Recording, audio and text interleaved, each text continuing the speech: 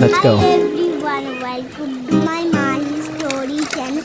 আপনারা তো দেখতেই পাচ্ছেন এটা আমার পাপা আমার জন্মদিনে গিফট করেছে। আমি খুব ইজিতেই সাইকেল চালানো শিখে গেছি। দেখো বন্ধুরা, Oh my দেখো god. বন্ধুরা, আমার ব্যালেন্স চাকাটা কিন্তু পাপা খুলে দিয়েছে।